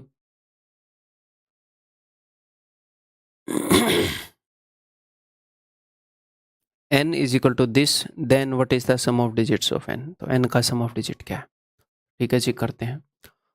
तो n है 1, फिर 1 1, फिर है 1 1 1। अच्छा, ऐसे कहाँ तक जा रहा है अभी मामला?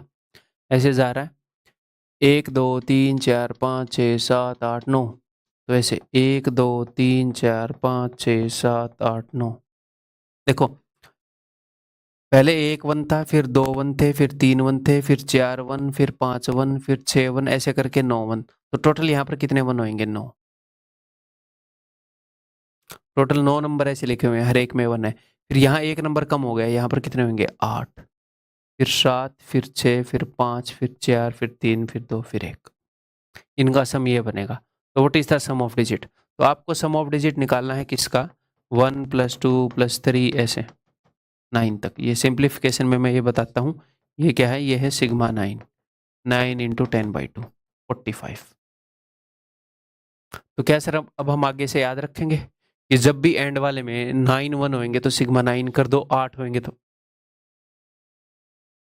ये ऐसी ही चीजें हैं। ये वहां पर करने, अगर मैंने अब आपको बता दिया तो वहां पर आप डायरेक्टली कर दोगे। बस मैं ये ऐसे मिसलेनियस क्वेश्चंस हैं। मान लो फर्स्ट टाइम में ना स्ट्राइक हो, एग्जाम में कर रहे हो, यार कैसे करेंगे, छोड़ दो। नेक्स्ट राउंड में भी मजा नहीं आ रहा, पता नहीं कैसे होगा, छोड़ दो। थर्ड राउंड में इसके ऊपर टाइम दोगे, थोड़ा सा टाइम ले देकर ये आ जाए तो ठीक है, नहीं तो दूसरा क्वेश्चन हम करेंगे। ये याद करने के लिए मैं नहीं बोलूंगा, ये याद करने की ऐसी अजीब अजीब तरह की चीजें वो क्रिएट कर सकता है। तो हम अपनी अंडरस्टैंडिंग डेवलप कर रहे हैं, सोल्विंग पावर डेवलप कर रहे हैं। हम ऐसे कंसेप्ट तो डेवलप कर ही रहे हैं जो वो डायरेक्टली पूछ रहा है। अगर जो मैं बता रहा हूँ आप वो करोगे तो आप 65 to 70% क्वेश्चन को तो सीधे भून दोगे कि ये ऐसे है, ये ऐसे है, ये ऐसे। फिर सेकंड राउंड में कई क्वेश्चंस को आप कर दोगे और आपके पास टाइम बच जाएगा ऐसे क्वेश्चन को करने के लिए। ये क्या कोई मुश्किल क्वेश्चन है? नहीं। बस टाइम देखोगे तो थोड़ा टाइम लेगा ऐसे ऑब्जर्व करने में, और रटने की चीज नहीं है। ये भी एक क्वेश्चन है, मैं सीधा आपको बता सकता हूं, ऐसे क्वेश्चन में ऐसे करो, ये उत्तर आ जाएगा। जब ऐसे बताना होगा मैं बताऊंगा। आपको ये चीजें पता होनी चाहिए कि क्या चीज याद करने की है, क्या चीज नहीं। इससे आपके दिमाग पर स्ट्रेस कम होएगा कि अच्छा ये याद करने की नहीं है, मेरे को याद भी नहीं हो रही, तो क्या दिक्कत है।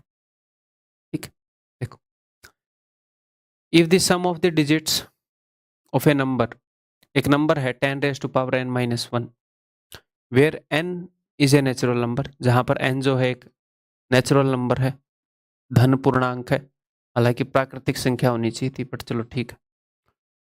37 is equal to 3798। Sum of digits of a number, इस नंबर का डिजिट्स का सम इतना है, डिजिट का sum. Then what is the value of n? तो n की वैल्यू क्या है? अगर मैं n की वैल्यू 1 रख दूं तो 10⁻1 - 1 9 हो जाएगा। अगर मैं n की वैल्यू 2 रख दूं तो 10 का स्क्वायर 100 - 1 99 हो जाएगा। अगर मैं n की वैल्यू 3 रख दूं तो 10⁻3 - 1 99 हो जाएगा। तो कुल मिलाकर हमें एक बात समझ में आ गई कि n की जितनी भी वैल्यू है हमारे नंबर में उतने ही 9 है। अगर n की वैल्यू 10 होगी तो हमारा नंबर जो होगा वो होगा 9 9 9 9 10 बार। अगर n की वैल्यू 20 होगी तो हमारा नंबर होगा 9 9 9 9 9 20 बार। ठीक है जी। तो सम ऑफ डिजिट, तो इसका सम ऑफ डिजिट क्या होगा? 9। इसका सम ऑफ डिजिट क्या होगा? 9 × 2 18। इसका सम ऑफ डिजिट क्या होगा? 9 × 3। इसका सम ऑफ डिजिट क्या होगा? 9 4 बार आया है। अगर n की वैल्यू 4 है तो सम ऑफ डिजिट है 9 × 4, क्योंकि नंबर जो बन रहा है वो 4 बार 9 से बन रहा है। तो इस पता नहीं n की कितनी वैल्यू है, उसका सम ऑफ डिजिट ये बना है। तो वो नंबर बना कैसे है? उस नंबर के अंदर सारे डिजिट है 9 9 9 9। तो मैं ये देखना चाह रहा हूँ कि भैया उसके अंदर कितने 9 है, कितने 9 है, n की वैल्यू क्या है? वो सेम ही बात है, 4 9 है जब n की वैल्यू 4 है, 3 9 है जब n की वैल्यू 3 है। 9 से डिवाइड कर रहा हूँ, 9 चौके 36, 9 दूनी 18, 9 दूनी 18, 422 9 है उस नंबर के अंदर, और n की वैल्यू 422 है।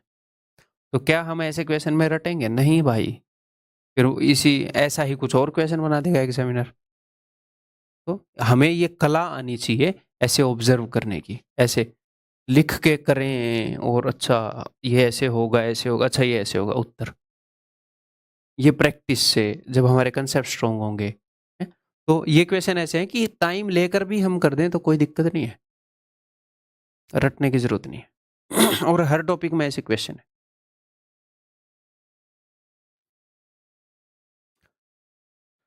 ये बताओ, सबसे पहले तो हम सिचुएशन समझते हैं। A women sells to the first customer half her stock of apple. उसके पास जितने भी एप्पल्स थे, जितने भी सेब थे, उससे आधा स्टॉक उसने एक बंदे को दे दिया और साथ में आधा एप्पल और दे दिया। मान लो उसके पास एक्स एप्पल थे, तो उसने उसको x/2 एप्पल दिए और एक आधा एप्पल और दे दिया कि ये ले बेटा, चाकू से काट के ऐश कर। ठीक है। फिर अगले कस्टमर को उसने क्या किया, and half to the second customer half an apple. पहले सेकंड कस्टमर को उसने आधा एप्पल दिया, ये ले। फिर उसके पास जो एप्पल बच गए उसमें से आधे एप्पल दे दिया। आधे का मतलब फिर काट के नहीं है, पहले तो एप्पल ही आधा दिया, जितने भी एप्पल थे उसके आधे दे दिए। अच्छा जी, कर क्या रही है वो, एंड सो ऑन। एक बार इस सिचुएशन को मैं समझा दूं आपको। उसके पास जितना भी स्टॉक था उस स्टॉक का हाफ दे दिया पहले कस्टमर को और साथ में एक हाफ एप्पल दे दिया। अगले कस्टमर को उसने हाफ एप्पल दिया है पहले, अगर आपने ध्यान से देखा हो। Half her stock of apples and half an apple to the second customer half an apple. दूसरे कस्टमर को पहले आधा एप्पल दिया और फिर जितने भी उसके पास एप्पल बच गए उसका आधा। एस का मतलब है स्टॉक। तीसरे कस्टमर को उसने हाफ स्टॉक दिया होगा, एंड सो ऑन बोला है ना। स्टॉक और हाफ, हाफ और स्टॉक, स्टॉक और हाफ, हाफ और स्टॉक का हाफ, ऐसे बांट रही है वो सेब। ठीक है। एट द एंड उसके पास 15 एप्पल बच गए। बताओ उसके पास स्टार्टिंग में कितने एप्पल थे। तो सबसे आसान तरीका बिना दिमाग लगाने वाला ऑप्शन यूज कर लो। मान लो उसके पास 125 एप्पल थे, तो एक मैं अब लगता हूँ 125 में से हाफ उसने दे दिए, तो 2 × 12 और 2 × 2 = 4, 62.5 एप्पल उसके पास बच गए। उसने आधे एप्पल दे दिए तो उसके पास भी तो आधे बच गए। फिर उसने हाफ एप्पल भी दे दिया भैया कि ले भाई मर ले तू, तो उसके पास 62 एप्पल बच गए। फिर दूसरे कस्टमर को उसने पहले हाफ एप्पल दिया, तो 62 में से हाफ गया, 61.5 एप्पल उसके पास बच गए।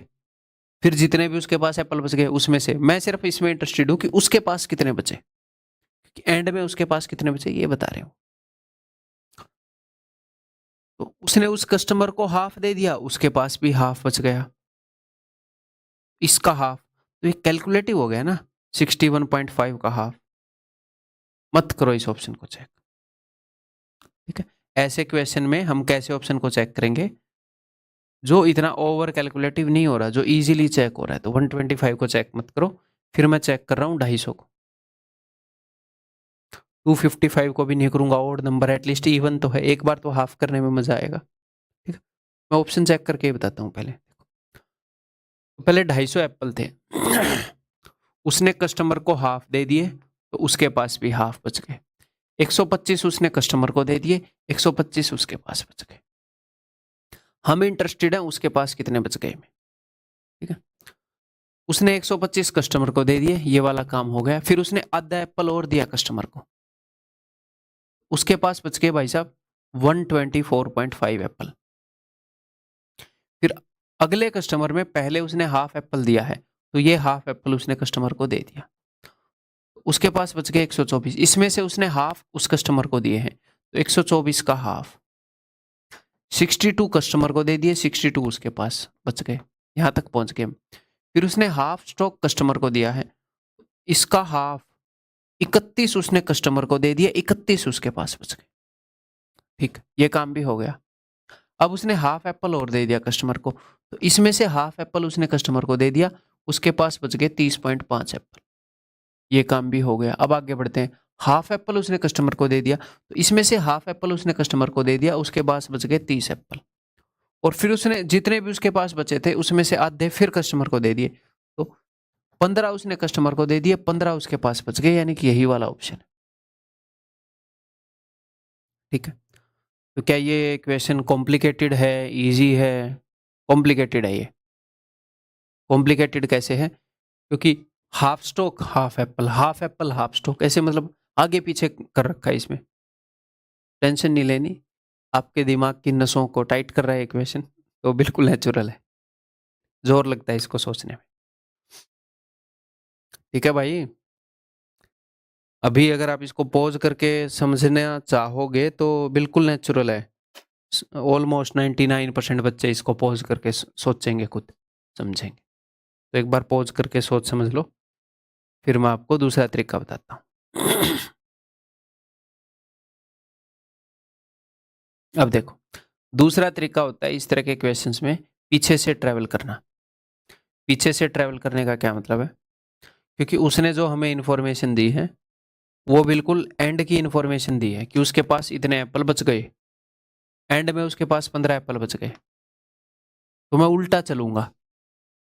तो देखो, सबसे एंड में उसने क्या काम किया था? सबसे एंड का काम ये, उसने उसके पास जितने भी एप्पल हैं उसमें से आधे बंदे को दिए थे, आधे खुद के पास रखे थे। तो खुद के पास 15 एप्पल बच गए, यानी कि उसने स्टॉक को आधा कर दिया। तो मैं स्टॉक को डबल कर देता हूं। ये काम करने से पहले उसके पास 30 एप्पल थे, ठीक नहीं? जस्ट ये काम करने से पहले 30 थे, 30 में से 15 बंदे को दिए होंगे, कस्टमर को, 15 खुद रखे होंगे। तो मैं उल्टा चल रहा हूं, उसने एप्पल्स को आधा किया, मैंने डबल कर दिया। इससे पहले उसने हाफ एप्पल उस कस्टमर को दिया था, मैंने कस्टमर से हाफ एप्पल ले लिया। उसने अपने स्टॉक में से हाफ एप्पल घटा दिया था, मैंने जोड़ दिया। इस काम को करने से पहले उसके पास थे 30.5 एप्पल। ये वाली जो स्टेप है इसमें उसने अपने स्टॉक में से हाफ एप्पल कम कर दिया था, मैंने जोड़ दिया। इस काम से पहले उसके पास 31 एप्पल थे।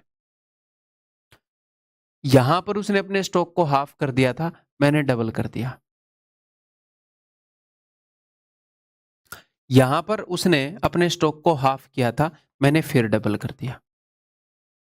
जो जो काम उसने किए हैं मैं उनको रिवर्स करता जा रहा हूं। यहां पर उसने स्टॉक में से आधा सेब कम कर दिया था, मैंने आधा सेब जोड़ दिया। यहां पर उसने आधा सेब कम कर दिया था, मैंने आधा सेब फिर जोड़ दिया।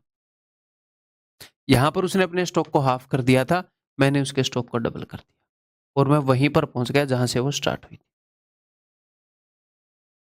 ठीक, क्लियर, समझ में आ गई? एक दो तीन बार समझ के इक्वेशन समझ में आ जाए तो बढ़िया है, कोई दिक्कत नहीं है।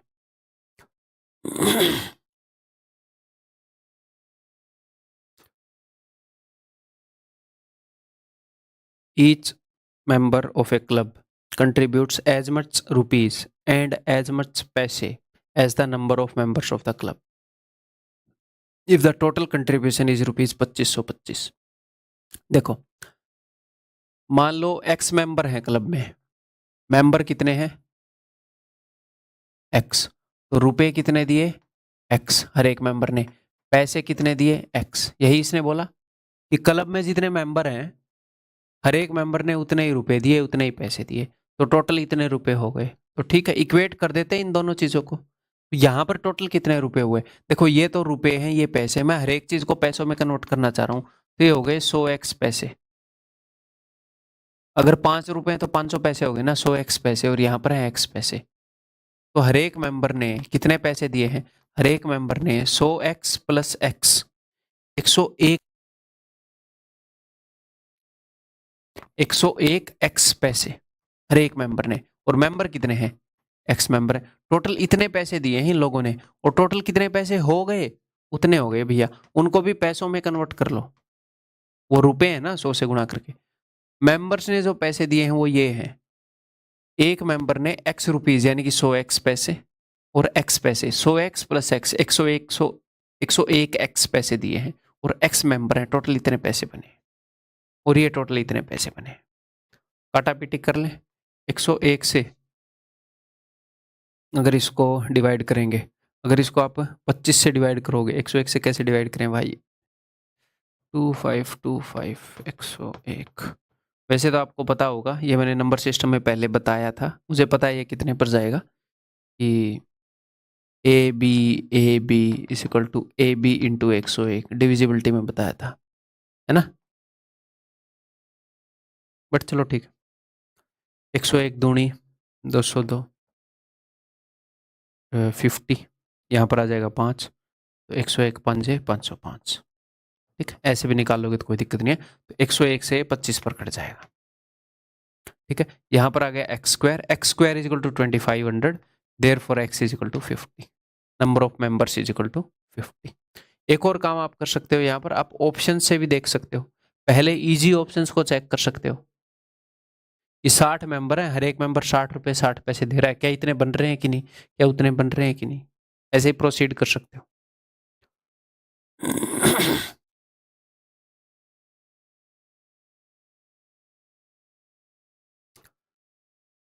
Nattu and Buchku each have certain number of oranges. Nattu says to Buchku, एक तो नाम इतने गंदे लिए हैं कि क्वेश्चन पर कंसंट्रेट कैसे करेगा बंदा।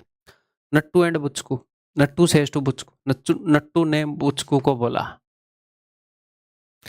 If you give me 10 of your oranges, अगर तुम मुझे 10 ऑरेंज दे दोगे तो मेरे पास डबल ऑरेंज हो जाएंगे। ठीक है भाई। बुचकू ने बोला if you give me 10 of your oranges, कि तुम अगर मुझे 10 दे दोगे तो I will have the same number of oranges left with you. ठीक है, what is the number of oranges with Nattu and Buchku. अगर उसने ऐसा क्वेश्चन पूछ लिया कि इनके पास कितने ऑरेंज हैं, तो हमेशा ऐसे क्वेश्चन में क्या करोगे, ऑप्शन चेक करोगे। इन्होंने कुछ कंडीशन दी, उसके पास कुछ है, उसके पास कुछ है, तू ऐसे दे देगा, तू ऐसे दे देगा तो ये हो जाएगा, वो हो जाएगा, और उसने बोल दिया बताओ इनके पास कितने हैं, तो यानी कि उसने बता दिया ना कितने हैं, ऑप्शन में गिवन होगा ना, तो हमेशा ऑप्शन चेक करेंगे, देखेंगे जो भी ये बोल रहे हैं वो इनके ऊपर लागू हो रहा है कि नहीं। अब फिर से पढ़ते हैं स्टेटमेंट को। नट्टू ने बुचकू को बोला है कि भाई तू मुझे 10 दे देगा तो मेरे पास डबल हो जाएंगे, अगर ये इसको 10 दे दे तो इधर 10 हो जाएंगे, इधर 60, डबल तो नहीं हुए। अगर ये इसको डबल दे दे तो इधर 40 हो जाएंगे, इधर 80।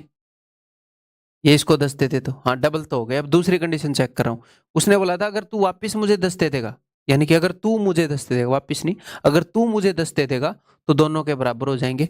हो तो रही है कंडीशन सेटिस्फाई, दोनों कंडीशन सेटिस्फाई होगी। तो हमेशा ऐसे क्वेश्चन को ऑप्शन से करेंगे, हमेशा।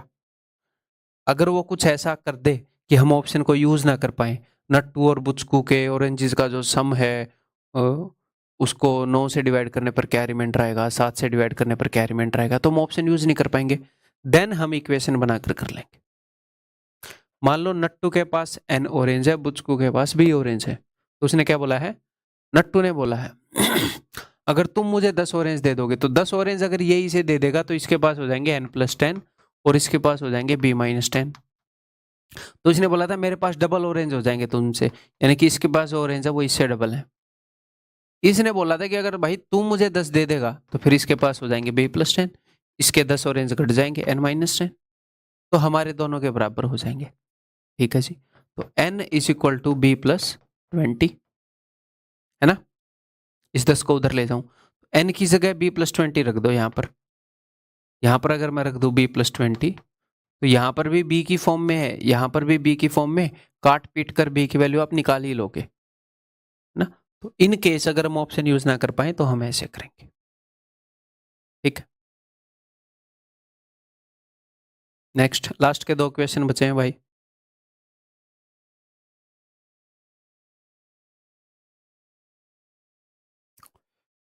बताओ।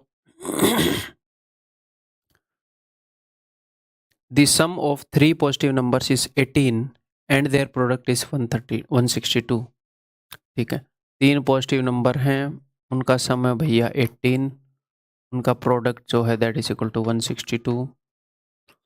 If sum of 2 numbers is equal to the third number, 2 numbers का जो सम है वो तीसरे नंबर के बराबर है, यानी कि ए और बी का जो सम है वो सी के बराबर है, यानी कि इन दोनों का जो सम है वो इसके बराबर है। ये और ये इक्वल हैं, दो इक्वल चीजों का सम 18 है, इसका मतलब क्या है, उनकी वैल्यू क्या है, 2 इक्वल चीजों का सम 18 है, यानी कि ये 9 है, ये 9 है।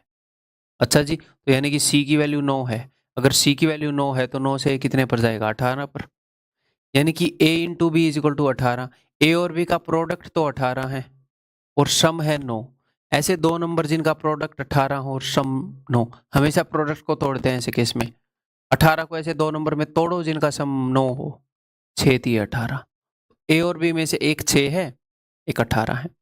ए बी और सी की वैल्यू क्या है भैया, ए और बी की वैल्यू एक 6 है, एक 3 है, और सी की वैल्यू हो गई 9।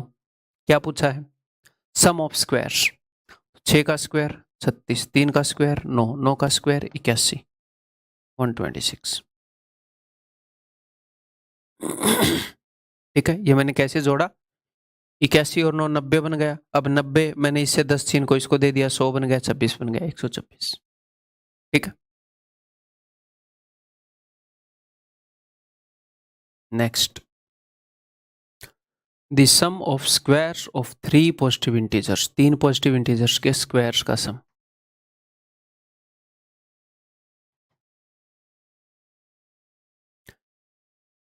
If the sum of squares of 2 numbers is twice the third, 2 numbers का सम ऑफ स्क्वायर्स तीसरे वाले का ट्वाइस है, इज ट्वाइस द थर्ड। मैंने मान लिया कि इन दो का स्क्वायर सी से डबल है, तो a प्लस बी स्क्वायर की जगह मैं 2c रख दूं यहां पर, 2c plus c square is equal to 323। तो ये हो जाएगा c into c plus 2 equal to 323। ये हाँ, ये क्वेश्चन मैं पहले लेने की सोच रहा था, बट बाद में मैंने नंबरिंग लिख दी थी। c और c प्लस 2 हैं, दो आसपास के नंबर हैं, आसपास के नंबर हैं दो, ज्यादा फर्क नहीं है, दो का फर्क है, और उनका प्रोडक्ट। तो मैंने आपको एक चीज बताई थी पहले कि दो कंसेक्यूटिव नंबर का प्रोडक्ट बताए, कंसेक्यूटिव नेचुरल नंबर का, कंसेक्यूटिव ऑड का, कंसेक्यूटिव इवन का, कंसेक्यूटिव प्राइम के बेस्ड, कंसेक्यूटिव प्राइम नंबर्स के ऊपर बेस्ड था क्वेश्चन। तो दो कंसेक्यूटिव नंबर्स का प्रोडक्ट है ये। तो हिट एंड ट्रायल से क्या करोगे, ये देखोगे ये किसके स्क्वायर के आसपास है, 18 का स्क्वायर 324 है। तो सबसे पहले हिट एंड ट्रायल से मैं देखूंगा कि 18 के आसपास, 18 से एक छोटा और एक बड़ा, कि कहीं 17 और 19 तो नहीं है। गुणा करके देखो, वही निकलेंगे। अगर वही नहीं निकले तो 16 और 18 तो नहीं है, तो ये 17 और 19 ही है। आप देखोगे तो एक छोटा एक बड़ा होता है जनरली इन केसेस में। ठीक है, तो सी की वैल्यू क्या हो गई, सी की वैल्यू हो गई 17। अगर मैं सी की ये वैल्यू कहाँ रखूं, अब बात बनानी है तो सी की वैल्यू यहाँ पर रखूंगा तो ए स्क्वायर प्लस बी स्क्वायर मिलेगा, सी की वैल्यू यहाँ पर रखूंगा तो ए स्क्वायर प्लस बी स्क्वायर मिलेगा। तो यानी कि मुझे ए स्क्वायर प्लस बी स्क्वायर ही मिलेगा अगर मैं सी की वैल्यू रख दूं तो। ए और बी पॉजिटिव इंटीजर्स हैं, ठीक, और इंटीजर्स हैं, फ्रैक्शन नहीं है। ऐसी ज्यादा वैल्यू नहीं हो सकती कि पॉजिटिव इंटीजर उनके स्क्वायर का सम 34 है, और ज्यादा वैल्यू नहीं है इसलिए वो निकालने के लिए बोल रहा है। हिट एंड ट्रायल से निकलते हैं ऐसे क्वेश्चन। ठीक है, ये मत सोचना कि ये मेथड से निकलेगा, हिट एंड ट्रायल से निकलेंगे। और ऐसा हिट एंड ट्रायल आपसे एक्सपेक्टेड है कि ऐसे दो नंबर निकाल कर बताओ। ऐसा एक्सपेक्टेड नहीं है कि दो नंबर्स के स्क्वायर का सम मैं 5684 बता दूं और आप बता दो कि नहीं। ये छोटा मोटा आपसे एक्सपेक्टेड है कि थोड़ा सा दिमाग लगाओ तो आप निकाल पाओ, एकदम से नहीं। बताओ, 2 का स्क्वायर 4 और 30, 3 का स्क्वायर 9, और फिर क्या बच जाएगा 25। ऐसे हिट एंड ट्रायल से 2 3 4 5 इन्हीं के स्क्वायर से बनेगा।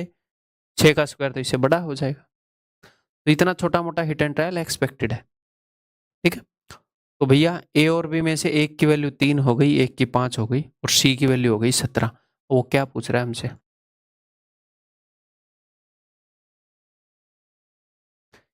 If the sum of squares of two numbers is twice the third their product is. इनका प्रोडक्ट पूछ रहा है ये। The sum of squares of 3 positive integers, उनके स्क्वायर का सम इतना है। If the sum of squares of two numbers is twice the third their product is. तो यहाँ पर एक ग्रामेटिकल मिस्टेक सी लग रही है। If the sum of squares of two numbers is twice the third, उन दो नंबर का किसी तीसरे से डबल है तो इनका प्रोडक्ट बताओ। लेकिन इन दो नंबर का प्रोडक्ट 25 ने में 225 ने बता नहीं रखा। 3 और 5 प्रोडक्ट है, 3 और 5 ये सभी नंबर का प्रोडक्ट पूछ रहा है यहाँ पर। एक नंबर है 17, एक नंबर है 3, एक नंबर है 5। 17 थी 51, 5 एकम 5, 5 5 25, 255। इन सभी नंबर्स का प्रोडक्ट पूछ रहा है। ठीक है, तो भाई दैट्स ऑल। नंबर सिस्टम के अंदर इतना ही। उम्मीद है कि आपको मज़ा आया होगा कि हाँ यार, नंबर सिस्टम सीख के मज़ा आ गया। और इसके अंदर सब कुछ कवर है, सब कुछ, हर एक टॉपिक की तरह। ये नहीं है कि इसी के अंदर हर एक टॉपिक में इसी तरीके से सब कुछ कवर होता है। तो एक तो अपने ऊपर भरोसा रखो, अपने ऊपर, मेरे ऊपर तो रखना ही, पहले अपने ऊपर भरोसा रखो कि हाँ मैं कर लूंगा। अगर आप वाकई में इसी अटेम्प्ट में जॉब चाह रहे हैं तो मैं ये भरोसा दिला सकता हूँ आपको कि मैं इतना काम कर रहा हूँ, कोर्स इस तरीके से डिजाइंड है कि आपको मिल जाएगी अगर आपकी तरफ से ठीक एफर्ट आए तो। मैंने एफर्ट डाल रखे हैं, मेरे ऊपर इतना भरोसा तो रखो। दूसरा, अपने ऊपर भरोसा रखो कि अगर आप मेहनत करोगे तो आप कर लोगे। कई बार बच्चों को ये भरोसा ही नहीं होता है कि बेचारे वो कर सकते हैं। फिर अगर आपको भरोसा नहीं होता ना खुद पे, तो आप उतने एफर्ट भी नहीं डाल पाते। जब किसी काम की उम्मीद ही ना हो तो उसमें हम उतने एफर्ट भी नहीं डाल पाते, ह्यूमन नेचर है। तो भरोसा रखो, कोई मुश्किल काम नहीं है। मैंने बिना तैयारी के निकाल रखी है एसएससी की जॉब। चलो मेरी स्कूलिंग बढ़िया है, ठीक ठाक आईक्यू है, बट आप तैयारी करके तो निकाल लोगे, इतना भी क्या है, कोई बड़ी बात नहीं है। सिलेबस ही तो है, कुछ बुक्स हैं उनके अंदर एक वेल डिफाइंड सिलेबस है। हर एक सिलेबस की जो गाइडेंस देनी होती है मैं यूट्यूब पर आकर देता रहता हूँ, टेलीग्राम ग्रुप में देता रहता हूँ। हर एक चीज़ का ध्यान रख रहा हूँ, कोर्स के अंदर बताता रहता हूँ मॉक टेस्ट कैसे देना है कैसे नहीं देना। एग्जाम पास आता है तो यूट्यूब पर आपको गाइडेंस देता हूँ। तो यही चीज़ें आपको चाहिए, बस आप लगातार रोज के 8 घंटे पढ़ते रहो, बस बस 8। तो क्या सर उससे ज़्यादा नहीं पढ़ना? भाई उससे ज़्यादा का दिल कर रहा है तो पढ़ ले, उससे ज़्यादा पढ़ सकता है तो मैं मना थोड़ी कर रहा हूँ। मतलब जस्ट 8 घंटे for 8 months is more than enough. रोज पढ़ना जरूरी है, दुखी होकर मत पढ़ो। इसको एंजॉय करोगे तो लंबे टाइम तक पढ़ पाओगे, इससे दुखी होगे तो नहीं पढ़ पाओगे। सिलेबस को निपटाने के लिए पढ़ोगे तो एक तो पढ़ ही नहीं पाओगे, ऊपर से वो अच्छे से नहीं हो पाएगा। सीखने के लिए पढ़ो तो पूरा भी होगा, क्योंकि आपको मजा आएंगे उसे। भाई किसी चीज को सीखने में मजा आते है तो पूरा होगा, तो पूरा भी सिलेबस कर पाओगे सीखने के लिए पढ़ोगे तो, और पेपर में भी परफॉर्म कर पाओगे। ठीक है, तो मिलते हैं भाई अगली वीडियो के अंदर। Bye bye, take care.